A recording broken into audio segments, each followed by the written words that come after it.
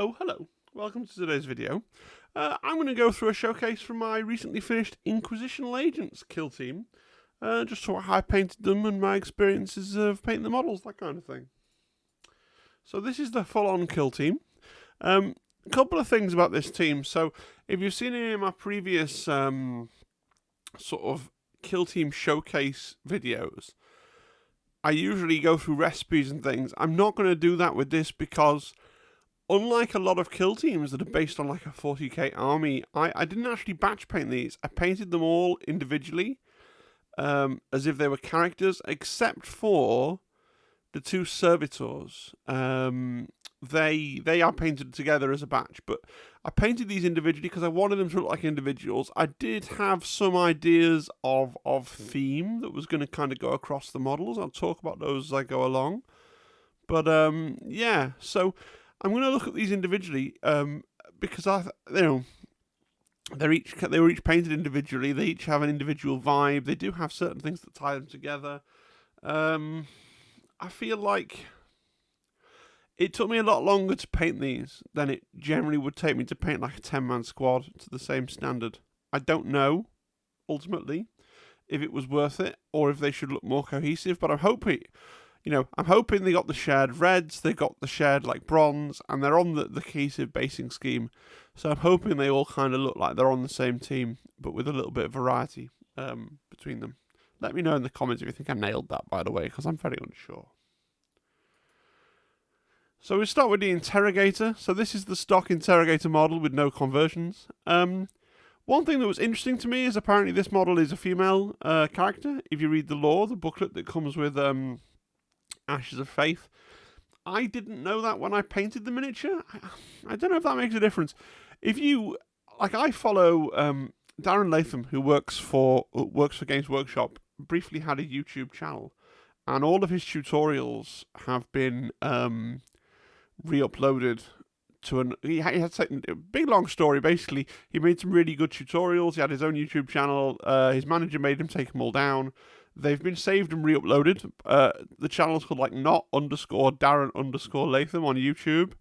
And he has two separate tutorials for painting male Caucasian faces and female Caucasian faces, and paints female faces with a lighter skin tone. I'm not sure if that's... I don't go around looking at people's, comparatively people's faces. I don't think it makes a massive difference, but in my head, I painted it using sort of the usual kind of my bastardization of Darren Latham's tutorial anyway for male faces. So basically, it's a good job I didn't decide to do any stubble or anything on the chin, but it was pointed out to me afterwards that I was, I guess, misgendering the figure. But very androgynous model, kind of reminds me of an Eldar, really, in the same kind of way where you can't really tell. Kind of dwelling on this topic for too long, and it's a little bit weird, but it sat. For some reason, having already painted the miniature, it's something that sat in my head, so now you're burdened with the same kind of awkward feelings about that I have. Let me know in the comments whether you changed. It sounds weird to say that you paint different skin tones for different genders, but in fairness, if Darren Latham does it, then it can't be that weird, right? So that's my story, I'm sticking to it. In terms of the rest of the miniature, I'm really, really zazzed with the way that the candle flame came out. Actually, again, that's another Darren Latham video about how to paint fire and flames, and it took absolutely ages. Okay, but I am pleased with the way that came out. I'm less pleased with the coat. I was trying to baby steps to do a thing where you introduce texture into materials with paint, and trying to paint it to look like leather, and trying to copy some of the things I've seen people do online on like the Necromunda Delac. Where you do a grey highlight and then you do like a Carrick stone, like little highlighting patches to look like weathering. I kind of think it looks a mess. It's supposed to have that kind of jagged quality to it to make it look, crackly, crinkly like leather and not like heavy material. But I don't know. It's done now. I'm not going back, but it's like lessons learned for next time.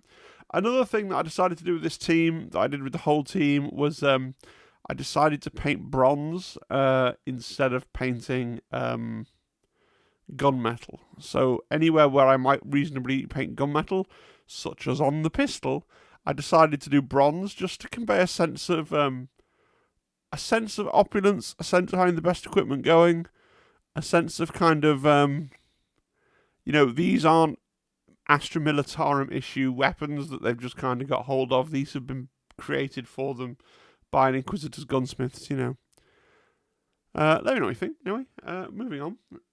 So this is the enlightener. So the enlightener was a conversion using a redemptionist body. I think I did pretty well. I wasn't sure what colours to go with the actual clothing, obviously, because I didn't want to go for red, because I felt like painting a redemptionist but with red robes would just make it look far too much like a redemptionist. So I went for grey with a red kind of front cloth detail piece. I think he's come out looking okay. Not my favourite miniature of the bunch, although what I am quite happy with, if you look at the model's hands especially, this is the first time I've ever painted darker skin tones on any miniature. I think it's come out really, really well. It's just one of those things where, Games Workshop are doing it more. They're painting more diverse skin tones. And so that I always look at the pictures on the website for reference when I'm painting a model, because I want to know, not necessarily to copy their colour schemes, because I didn't, but just to understand their idea of what materials and colours things might be to inform my choices. And I noticed they happen to have painted the model, this head anyway. Obviously this is a conversion, but they painted this head in a darker skin tone. So I think I found Duncan. I'm a Duncan Rose Painting Academy member, so I had a look at his tutorial for the New Age of Sigmar fella, Bastilian Carthos, I think he's called, and to see how Duncan did that. And in fairness, Games Workshop made it really easy to come up with the triad that is particularly designed. It's reasonably new paints like Night Questor Flesh, Castichan Flesh, and a third one, but they've come up with a triad of paints for painting darker skin tones now, so it's pretty intuitive. And I think it looks pretty good. It's pretty good. The Tome Skull. So the Tome Skull was interesting. I didn't freehand the text. The text is from the excellent Sisters of Battle decal sheet. They've got loads of fun little decals like this, with bits of text on that look really, really good. Far better than it would look if I tried to freehand it. So the Tome Skull has a little bit of sculpted dirt. And you can see I just kind of painted it silver there. And I don't know why I'm now drawing attention to it, but it really bothers me. And I just didn't have the nerve to try and get rid of it. I probably could have cut it away and then filed the bottom of the tube flat and then cemented the tube to the plastic base, and it probably would have looked okay, but I just thought I was going to break the miniature down. So I just painted it silver and hope no one would notice. Possibly not the best choice. And then there's an extra bit of basing litter on the base to kind of draw the eye away from the bit of dirt, which is just from the boarding actions basing kit, because I decided to use the boarding actions bases for these guys because having played a little bit Darktide and having seen a lot of the promotional picks for Ashes of Faith, I just felt it kind of fitted with their aesthetic, made them kind of look dark and grungy in a dark and grungy environment. I think they'd look funny on desert bases, right? Like goths at the beach, We ever see a group of teenagers just in the park, but they're like alternative kids? I think it would kind of look like that, right? So I wanted to paint them in a dark and grungy environment because they're dark and grungy people. Yeah. I mean, contrast between the base and the miniature can be good and really make the miniature pop, but in this, I just thought they looked like goths at the beach. The Auto Savant, so again, just a stock model. I kept going with grey cloaks, and one of the reasons I went for grey for the Auto Savant specifically is grey robes are the canon colour for the Adeptus Administratum, so the scribes and things, and I felt that this guy would have been seconded from the Administratum. So he had grey robes, and then kind of grey robes. Grey ended up being the main cloth colour throughout the band, but it was mainly because of this guy. There's a lot of brass on the model because of my thing to do all the metal bits brass instead. There's a bit of a thing. I think it looks pretty good. Another candle flame. Don't think I did as well on the candle flame for this one as I did on the candle flame for the interrogator, but I'm still quite pleased with the way it turned out. Yeah, pretty pleased. And then the face was interesting. Did like a Dark Eldar type face recipe for him, because, you know, his face is barely alive there. It's just kind of on this metal robot head as far as I can see. So, yeah. We got the gun servitor. So, again, I kind of had to hold my nerve with the brass, but I am pleased with the brass or the bronze, whatever you want to call it. But I'm really pleased with the way it turned out. I think he looks really, really cool. Really cool detail about this model is that he's got a British plug socket on his torso there in silver, so that's quite fun. But yeah, really pleased with the way this one turned out. Not much to say. Yeah, highlights and everything looks good. Pretty pleased. But obviously, I can see flaws now in this enormously blown up picture. Like there's a really thick edge highlight going on the front of that plasma cannon. But, you know, viewing it in my eyes, he's a really nice miniature. And then there's Gun Servitor number 2. So I talked about this a lot when I went through. I've previously done a video on these, on just the conversions and things that I was using. So this is an old metal Servitor that I've had in my vague, like, cupboard under the stairs from things that I owned when I was a kid. He's much, much shorter than the plastic one. Like, he's up on 2 bases. Like, there's a base under the base, and then there's 2 like bits of detail on top of there to bring him up to the right height, so that my opponent doesn't feel that I'm cheating, basically, by being able to hide him behind a low wall. But apart from that, if you can just kind of hand wave that and ignore it, I think he's painted up really, really well. Like, he's one of these old metal hand sculpted models.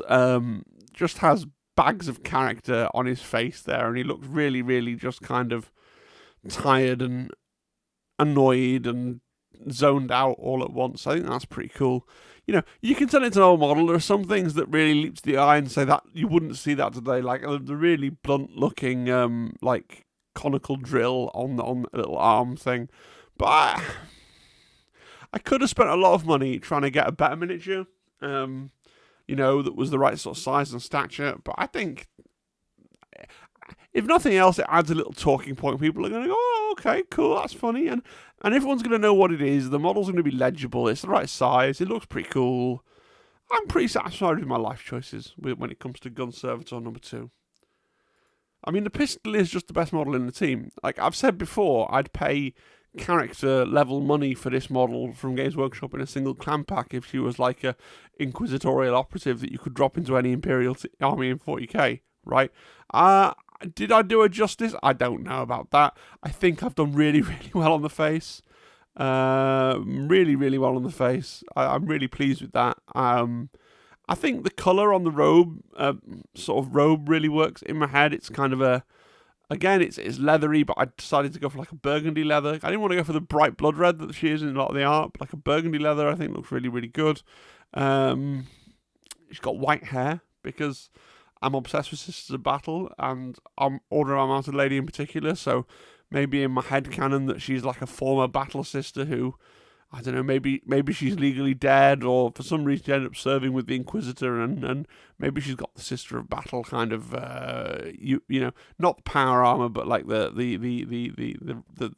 cloth uniform on under that kind of roby thing. I don't know. I'm sure in the same book, which I haven't read still, that says like, oh yes, the interrogator is this girl and does all these things and has this backstory. I'm sure maybe the Pistolier has a backstory as well, like an official one, but I never read anything. Maybe I should. I buy all these books and then don't read them. But I really like the way the model turned out. I think she looks really, really cool. Yeah. I was a bit worried about the plasma pistol arm because it's like a bronze arm holding a bronze pistol. But if you look at the one the Heavy Metal team have painted, it's a silver arm holding a silver pistol. So I stuck to my guns. I did bronze on bronze on bronze. I think it's come out okay. Let me know. Like I really like. I think hobby feedback is amazing. But please do let me know. Quest Keeper, when you watch the conversion videos, you know I wasn't really happy with the Quest Keeper. It's not a satisfying conversion. It was kind of a what have I got in my bits box conversion, because I wanted to stick to my theme of using all of the bits from the Inquisition team. There are so many things that I could have proxied instead like a redemptionist or Pious Vaughn or a Sister Repentia. You know, those are all things that I have knocking around that I could have used as a Countess quest keeper, but I really had this beer man bonnet about wanting to use the head and the chainsaw, the massive chainsword from the stock kit that I had spare. So they've gone onto a Tempestus Scion body. I think the conversion more or less works. Somebody on my Discord did say they thought it was really cool. Looked like I got to shrug off the coat there and walk forwards. And you notice a little bit of in this picture on the cuff, but I like the purple coat lining that I did. It was all painted the same black leather, and then for the purple bits, it's just like a contrast paint over the top. But I think it looks really, really good. And the whole inside of the coat is that kind of same dark purple there. As for the coat, I was trying to do the same thing as I did with the interrogator. I didn't think it worked on there. I don't really think it works on here. I think the highlights just look rough as fuck. But it's supposed to be imparting texture. Let me know. There's a real blind spot there for that. The Deathworld veteran, really actually pleased with the way he came out. More or less a stock model, although I did take away some of the... He was standing on a rock, and I was doing him on a hive basis, and it was an easy enough conversion. There was even a nice little piece of the right sort of height in the kit, so he's found a bit of grating to stand on. Really pleased with how he turned out, really pleased with his trousers. They look kind of rough in this close-up photograph, but I promise you, in normal like use with a Mark 1 eyeball, they look pretty cool. So really pleased with that. Really, pleased to inject some different bits of colour into the team. Obviously put the red in to tie him in. I feel like the freehand on his little loincloth there is it's pretty straight. It's a little bit ropey. My headcanon is that the guy's done it himself, right? So hopefully it gives that impression. It's not been embroidered by a servitor. He's just done that quite quickly to identify himself as part of the Inquisitor's warband, so he doesn't get shot. It's the 40k equivalent of hold up your badge so they know you're a policeman. He doesn't want to get shot when the Death Watch Space Marines arrive, in the final act. To purge the Chaos Cult or whatever's going on. He wants them to know that he's actually on the team of people they're supposed to be rescuing and not a random civilian that needs to get shot in the face with bolters. Yeah. Penal Legionnaire is a conversion. Again, this is using an Orlock as the base, and then the entire front bit, the chainmail and the scrolls and the head and the arms are all the spare parts from the...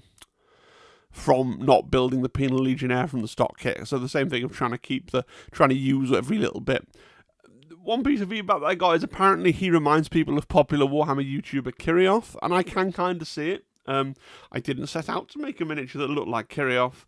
I don't think Kirioth currently has pink hair, if I remember the last Kirioth video I watched, but obviously it was such a thing that that's people's reflexive memory of the man's look. Nevertheless, I have no regrets about the hair colour.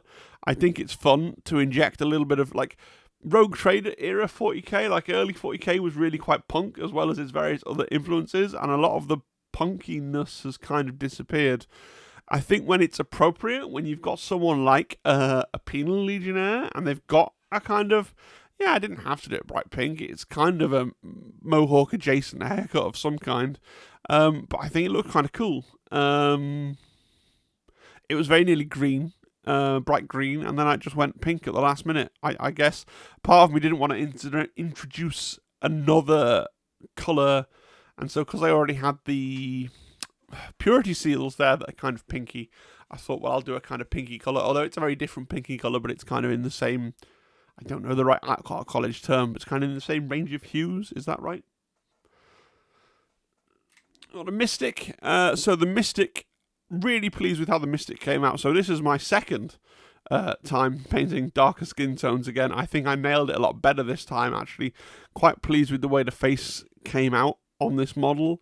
Obviously, a bit of a cheat because the guy hasn't got his eyes showing, and the eyes are the hardest part. So it's just a nose and a mouth and a chin, but still pleased with how it came out. Also really pleased with how the purple came out. The purple looks amazing. It's a little bit of a nod to the Navigator in Blackstone Fortress. The stock model, the stock paint job on the Navigator is purple. I think it looks really cool. Yeah, it looks good, I think so. I'm happy with it. Not a lot to say on this one, you know, carrying forward the bronze and other things, but then putting in the purple, which is totally different, trying to make them look like individuals, but also as part of a team. Hard line to nail, let me know if I nailed it. And exorcist, I'm realising this is quite a bad photograph, but I'm not scrapping the video now, sorry. This is the last one. Another conversion using the redemptionist body, so there's two different ones with the redemptionist bodies. Hopefully they look different enough. I'm really pleased with the way the fur came out on this one. It's using a range of contrast paints over grey. It's a method that Peachy used to paint the hat on the final boss from Cursed City. This is basically all I do. I magpie little bits from painting tutorials and apply them to the wrong places. That's what I do. The face was quite tricky to paint because he's got quite a detailed face. He's got like a single tooth in his mouth and all this stuff, but he's also got a shotgun shell like in his mouth, like that. So that was quite challenging. I think it looks okay. I think the bone robes are really good, but bone robes are just something that I can do. I did a whole Fallen / Heresy era Dark Angels army with a lot of bone robes in it. So they look good, I think, but that's just because I kind of have that little technique. That's just something on the shelf there that I can apply to other things. Right, and that's it. So final thoughts. I enjoyed painting them. It took a long old time. Right, it did take a long old time, but I enjoyed painting them.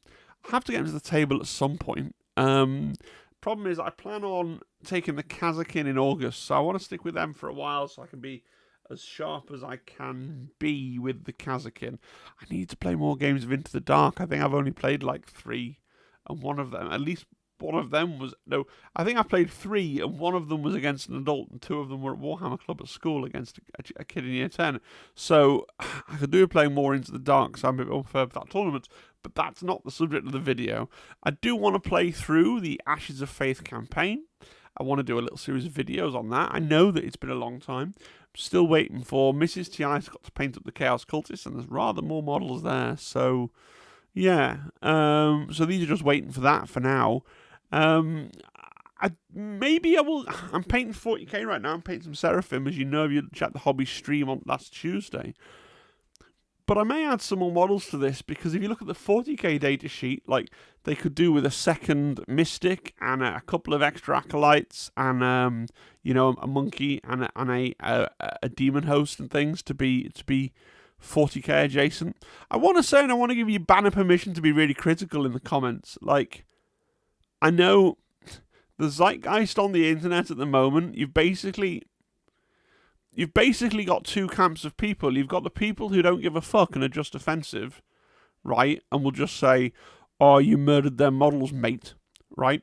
And then you've got the other people who might potentially have something reasonable to say in terms of feedback, like, you know, oh, I think that this choice of colour here works, but these highlights here are a bit thick, and have you just tried, you know, swirling your brush in this way or doing this or doing that, and you'll get a better result for what you're trying to do here. Like, but the people with the actual good advice have kind of been, the zeitgeist is not to say anything except for, oh, they look great, right? Sometimes as a social experiment, I wonder how rubbish I could post a model on the internet, and because people don't want to be offensive, they would just say it looked great. And for me as a teacher, that's really difficult to pass. That's what adults have decided to do for each other, because for me, if a child does a piece of work and there's errors in it, and I just say, oh, it's great, like, I'm doing a disservice there, aren't I? I have to sort of say, oh, well, this bit's good, and you tried really hard with this, it would be even better if you could do this and this, like, and I know that that's my job, but I'm paid to do it, and random commenters on the internet aren't paid to do that. But I guess what I'm saying is, if there's, like, you don't have to rack your brains and help me become a better painter. That's not what I'm saying. But if you have a piece of critique that springs to your mind when you look at my pictures, just feel free to type it in the box. Don't be like, oh, well, he hasn't invited feedback, so I'll just say it was great, even though what I'm secretly thinking is this. I'd rather you just said it, right? If you're on the Discord, you've already seen these models in the Inquisition Hobby Challenge room. If you're not in the Discord, why not? It's a great little community. It's small, but it's active. You know, new posts every day, that kind of thing. Plus, you get to see my miniatures and pictures in glorious and ridiculous high resolution. And we are currently running a hobby challenge. There's a whole video introducing the hobby challenge and another video. This is kind of the third video hyping up the hobby challenge. So the hobby challenge is to paint an Inquisition kill team, a legal Inquisition kill team, either this or half of these and some Kazakin or some Arbites or something else, and to post them up on the Discord before the 20th of August, and then sometime after the 20th of August I'll make a video where we go through all of the community kill teams that have been posted. Yeah, there's already some really, really good entries on there, on the Discord channel, so go and check it out if you're interested. And apart from that, just do all the other things, like, subscribe, consider channel membership, I don't know, all that sort of stuff that feeds the YouTube algorithm. All right, guys, hope you have a great rest of your Saturday evening, and I'll catch you again next time. Bye bye. Bye bye. Bye bye. Bye bye.